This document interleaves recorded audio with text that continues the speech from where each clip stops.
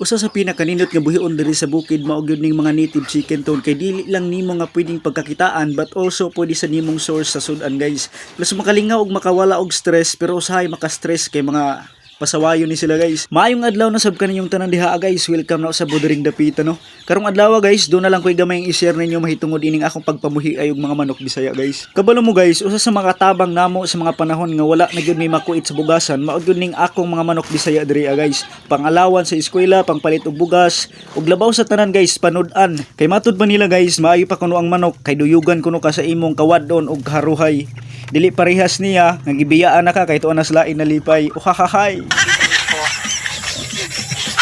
Bitaw guys, sa tinud-anay lang dako gud kay ning tabang ning akong pagbuhi ay mga manok Bisaya diri guys. Kay pwede ra gud kay ning ipamalaya nimo guys para palit og bugas pangbalon sa eskwelahan. Pero usahay lang guys, mabagret si mama ug ang akong mga igsuon kay usahay ug mohangyo ni sila og mag-ihaw mig manok. Mupugong gid ko guys, kinanagana gid ko nga tingalig maabot ang emergency wala may makuha og mabaligya kay pulos na lang ihaw sa akong mga manok.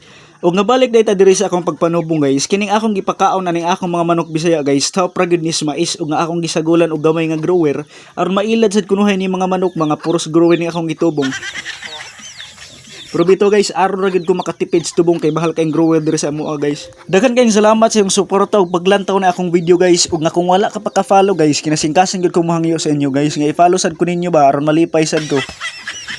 Unya pa-react, pa-share, pa-comment na lang sad guys. Thank you, God bless.